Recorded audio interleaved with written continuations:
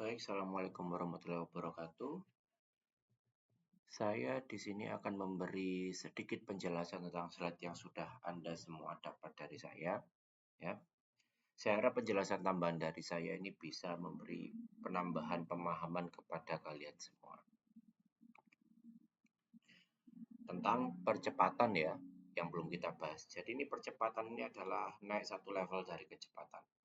Dimana kalau kecepatan itu adalah perubahan perpindahan terhadap waktu. Nah, percepatan itu sendiri yang berubah itu naik satu level, yaitu yang berubah adalah kecepatannya. Jadi bisa Anda lihat semua bahwa percepatan itu adalah perubahan kecepatan tiap satuan waktu. Jadi analoginya kalau misalnya Anda naik kendaraan terus Anda ngegas gitu ya. Jadi Anda mulai bergerak dari kecepatan 0 alias diam menjadi bergerak di kecepatan tertentu. Katakanlah di 30 km per jam dalam waktu sekian detik. Nah, untuk mengetahui percepatan Anda itu, perubahan kecepatan dari 0 sampai ke 30 km per jam, atau nanti kalau kita jadikan meter per second itu berapalah ya, itu nanti kita bagi lagi dengan waktu yang diperlukan untuk berubah kecepatan dari 0 ke 30 itu. Nanti Anda akan dapat berapa percepatannya atau berapa pertambahan kecepatannya tiap detiknya. Semacam itu. Nah, untuk bahasan di kinematika ini, kinematika dan dinamika ya, kecepatan yang dimaksud itu bisa berupa kecepatan linear ataupun kecepatan sudut. Seperti yang sudah pernah saya jelasin di kelas, kecepatan linear itu yang kita pedulikan adalah gerak lurusnya atau lebih tepatnya sebenarnya lintasannya. Yang dia punya panjang, satuannya kalau dalam SI itu adalah meter ya. Jadi ini adalah kecepatan atau percepatan yang mau kita hitung itu adalah percepatan linear. Jadi meter per second kuadrat satuannya kalau itu, ataupun kecepatan sudut. Jadi kecepatan atau perpindahan yang dihitung di kasus ini itu berupa sudut. Seperti yang sudah saya sempat jelaskan, dia berubah berapa derajat, berubah berapa radian atau berapa putaran ya. Itu kecepatan sudut. Kalau kecepatan sudut biasanya dalam SI kita menyatakannya dalam radian per second kuadrat. Nah, percepatan ini penting untuk kita ketahui karena nanti akan terkait dengan sedikit pembahasan saya terkait dengan gaya ya di suatu sistem link. Yang mana rumus dari gaya itu adalah kalau secara umum ya itu adalah F sama dengan M dikali A, di mana F itu adalah gayanya, M adalah massa dari benda bergerak, dan A itu adalah percepatannya.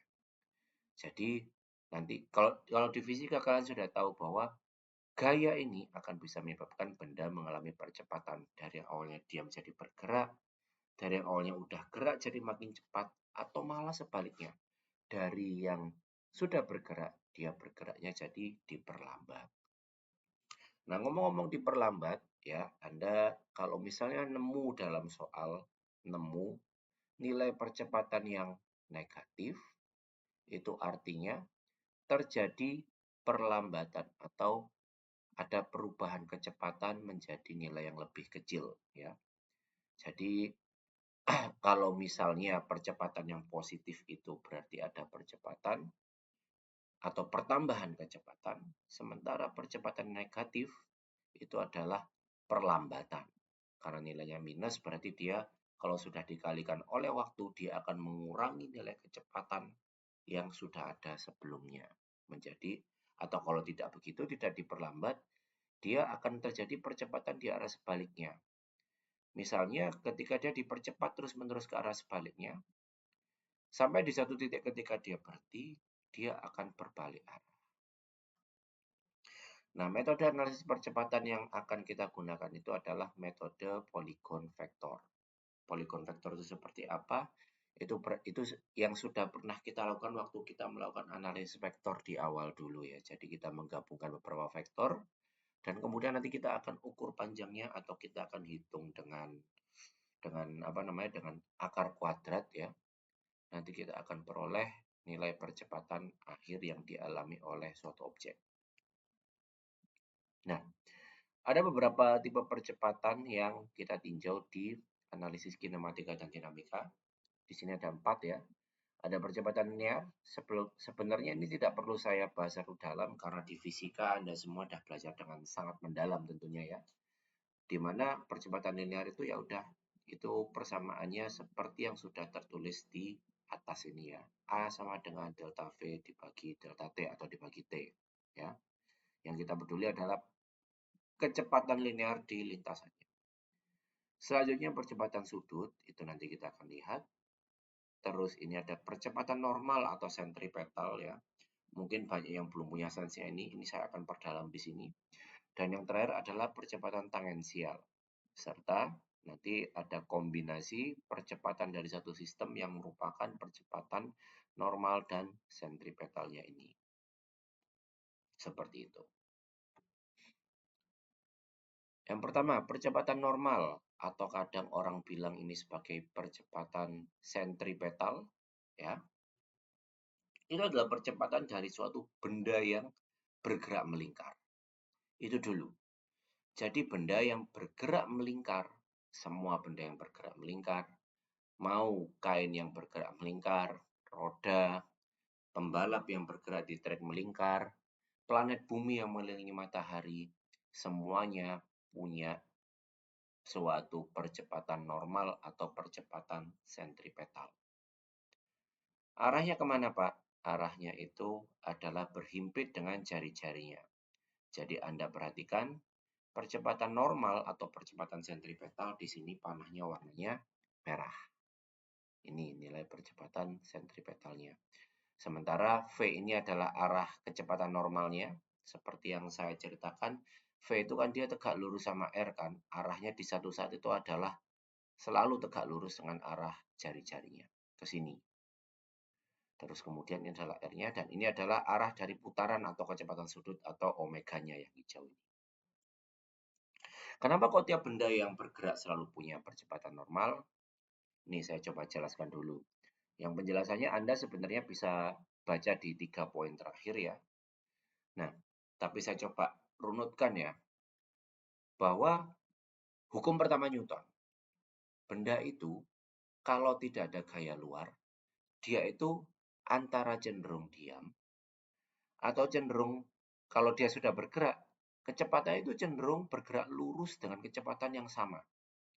Jadi benda berwarna biru ini katakanlah, kalau misal tidak ada gaya yang mempengaruhi dia, dia akan terus bergerak lurus sesuai arah V ini dengan kecepatan yang konstan. Dia akan berkurang kecepatannya kalau misalnya ada gaya hambat udara, atau ada gaya gesekan, ada gaya pengereman, itu kalau diperlambat. Atau kalau misalnya ada gaya lain yang arahnya tidak sesuai dengan V ini, katakanlah arahnya adalah R, yang merah ini, dia akan bisa berubah arah. Ya, dia akan membelok, tidak bergerak lurus lagi seperti saya bilang di awal. Jadi dari sini, kalau ada gaya dengan arah panah merah ini, dia akan bergerak ke arah kiri. Sama seperti kalau digerak melingkar ya. Ketika dia bergerak melingkar, sebenarnya kan ada gaya yang menahan dia sehingga dia akan menuju ke arah kiri dari gerak lurusnya. Ya. Kalau misalnya sebuah benda yang ditahan dengan tali supaya bergerak melingkar, gaya yang menahan dia itu ya gerakan ya tegangan talinya. Kalau misalnya ini adalah planet bumi ya ini gravitasi yang menarik dia menuju ke matahari. Seperti itu sebenarnya ya. Jadi tiap benda yang berputar supaya dia bisa belok itu ada gaya ke arah dalam searah dengan panah merah ini yang namanya adalah gaya sentripetal. Ya. Nah, kita nggak akan bahas gayanya dulu, tapi gaya sentripetal ini kalau kita bicara arah kecepatannya, arah percepatan maksud saya, itu akan menyebabkan adanya percepatan ke arah dalam atau ke arah pusat daripada gerak melingkar ini. Jadinya kalau misalnya kita awalnya ada gerak lurus ke sini, nanti akan ada percepatan ke arah, kalau di gambar ini dari sudut pandang si titik biru, ada percepatan ke arah kiri atau pertambahan kecepatan ke arah kiri. Ingat ya, percepatan itu adalah besaran vektor. Ya. Ada percepatan ke arah kiri yang menyebabkan dia akan berbelok lintasan menuju ke arah lintasan lingkarannya. Arahnya selalu tegak lurus atau 90 derajat dari lintasan kecepatan linear. Dan percepatan normal atau percepatan sentripetal ini yang akhirnya membuat lintasannya jadi belok, nggak jadi lurus. Akan membengkokkan lintasan benda yang bergerak melingkar. Dan seperti saya tekankan tadi, bahwa semua objek yang bergerak melingkar itu pasti punya suatu nilai percepatan normal atau percepatan sentripetal. Besarnya berapa, Pak? Besarnya bisa kita lihat di sini. AN atau percepatan normal, Anda bisa lihat di bawah ya, itu sama dengan omega kuadrat dikalikan R. Seperti itu. Nah, tapi karena omega itu adalah V dibagi R, Anda bisa hitung dengan rumus AN sama dengan percepatan V biru ini dikuadratkan dibagi oleh R atau panjang radius atau jarak suatu titik terhadap pusat putarannya. Satu-satunya Anda bisa lihat ya. Nah, kalau di kasus kinematika atau link, kita punya contoh seperti ini ya. Jadi misal kita punya piston yang bergerak dengan ini crankshaft-nya berputar ya. Tinjauan kita di sini crankshaft-nya atau link, katakanlah ini BB di sini tulisannya masih ya. Katakanlah ini pinnya adalah A dan kemudian engselnya adalah B. Jadi kita crankshaft-nya ini adalah batang atau link AB ya. Nah, link AB ini dia akan bergerak memutar dengan kecepatan VB. Titik B ini lebih tepatnya ya. Titik B akan punya kecepatan sebesar VB. Arahnya tentu tegak lurus dengan linknya atau tegak lurus dengan jari-jarinya. Jadi bisa dilihat ini VB. Nah, dia seperti kita lihat dia punya gerakan melingkar. Dan seperti kita sudah tahu dari slide sebelumnya bahwa benda yang bergerak melingkar itu pasti punya percepatan sentripetal atau AN kan ya. Nah, AN atau percepatan sentripetal dari titik B itu bisa kita lihat arahnya itu menuju ke pusat yang warnanya hijau ini. Jadi dia tegak lurus dengan si kecepatan dari titik B. Cara menghitungnya yang kayak tadi saya jelaskan. Percepatan sentripetal di titik AB itu berarti adalah VB kuadrat dibagi R atau panjang batang AB ini. Seperti itu.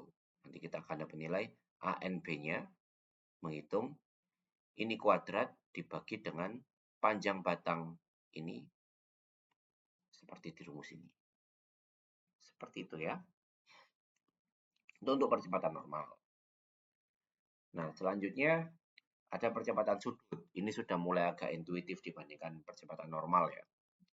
Jadi percepatan sudut itu terjadi kalau misalnya ada perubahan kecepatan sudut.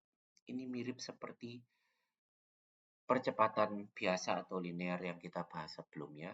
Kalau ini ada perubahan kecepatan sudut. Jadi misalnya ada kasus di mana roda dari kendaraan Anda awalnya berputar dengan RPM yang konstan, kemudian Anda ngegas ya.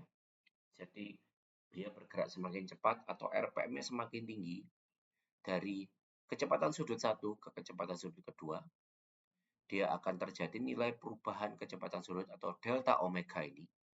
Ya, perubahan kecepatan sudut ini saya salah tulis di sini. Ya, bukan kecepatan sudut saja. Dibagi waktunya atau T-nya. Jadi dalam 1 detik terjadi berapa percepatan perubahan kecepatan sudutnya.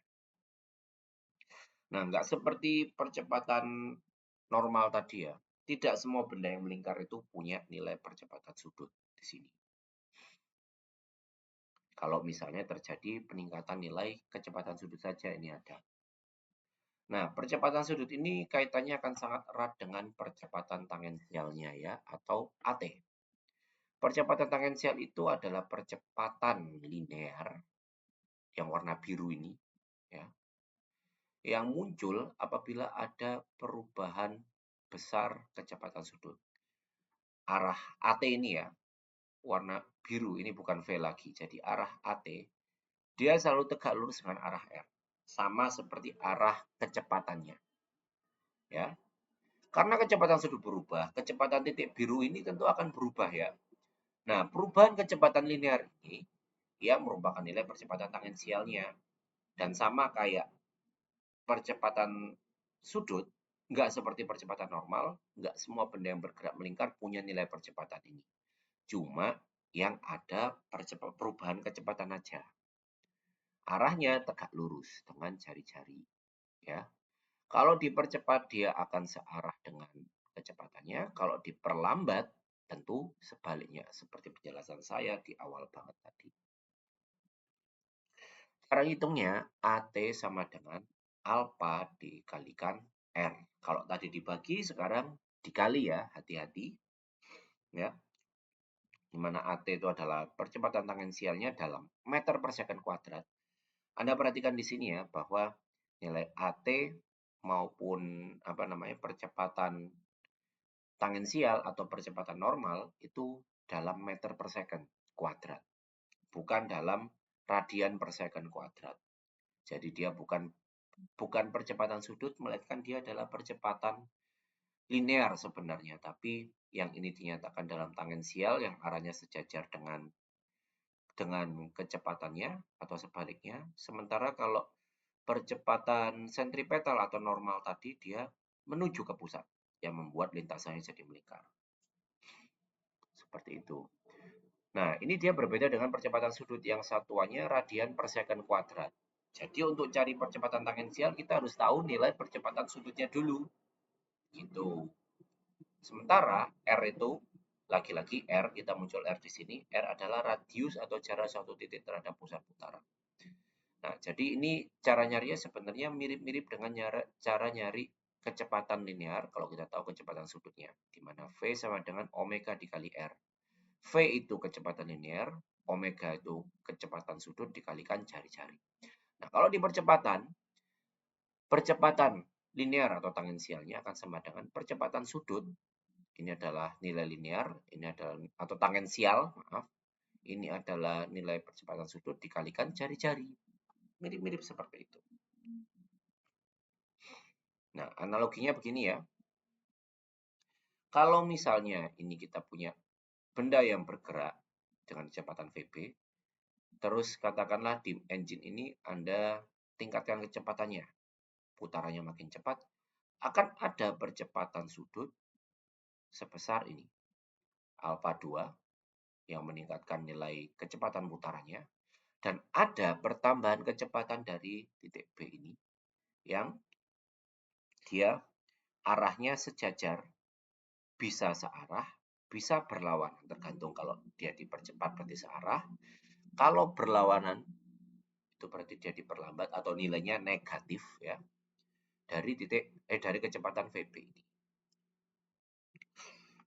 Nah, selanjutnya percepatan ini dia bisa punya resultan atau dia akan berinteraksi satu sama lain ya. Jadi misalkan titik B tadi ini kita sudah belajar bahwa pertama dia punya nilai percepatan normal atau percepatan sentripetalnya yang panahnya kuning, hijau kekuningan ini, AN dari titik B, ANB. Dan kalau dia dipercepat putarannya, dia akan punya ATB atau nilai percepatan tangensialnya. Nah, berarti nilai percepatan overall atau nilai percepatan resultan ya, atau dari titik ini, dia adalah panah hijau ini, atau AB, atau percepatan titik B sebenarnya. Di mana percepatan titik B itu sebenarnya adalah penjumlahan vektor dari percepatan normalnya dari titik B, ditambahkan secara vektor dengan penjumlahan normal dari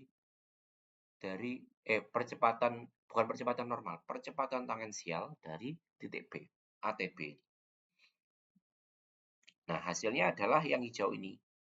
Atau kalau misalnya kita lihat secara geometri, AB itu akan sama dengan, ini adalah penjumlahan dari rumus Pitagoras sebenarnya ya, ANB dikuadratkan, ditambahkan ATB dikuadratkan, kita akan kemudian diakarkan, kita akan dapat bidang miringnya berupa percepatan akhirnya. Nah, jadi pada akhirnya untuk suatu link yang mengalami kedua percepatan ini, Berarti ada 2 nilai percepatan. Terus kemudian nilai percepatan akhirnya adalah AB ini. Berarti titik B ini mau kita ikutkan dengan batang ini. Berarti percepatannya arahnya AB. Dan kemudian ditinjau dari batang BC, sama. Percepatannya adalah AB ini. Seperti itu. Nanti untuk tugasnya, saudara-saudara akan belajar menghitung nilai kecepatan resultan ini ya untuk nilai link ini. Seperti itu penjelasan singkat dari saya harap bisa bermanfaat. Untuk tugas nanti akan saya berikan dan kemudian untuk untuk menjaga keproaktifan kelas ini, saya punya assignment buat kalian. Nanti saya minta tolong tiap anak ya. Ini saya kasih tantangan aja lah ya. Tiap anak kalau misalnya bisa mengajukan pertanyaan yang bermanfaat, yang bermanfaat, yang cukup baik, saya akan kasih bonus nilai di tugasnya ini. Ya, caranya bagaimana Pak? Caranya Anda silahkan bertanya di kolom komentar, tuliskan nama lengkap, kelas dan nomor absen karena saya mengajar lebih dari satu kelas ya pakai video ini. Tuliskan nama lengkap, kelas, dan juga nomor absen, lalu tuliskan pertanyaan Anda. Pertanyaan yang cukup baik nanti akan saya gunakan untuk menambahkan nilai daripada ujian Anda. Bukan nilai ujian, nilai tugas ini. Oke, saya akhiri aja dulu untuk video kali ini. Semoga bermanfaat. Terima kasih. Assalamualaikum warahmatullahi wabarakatuh.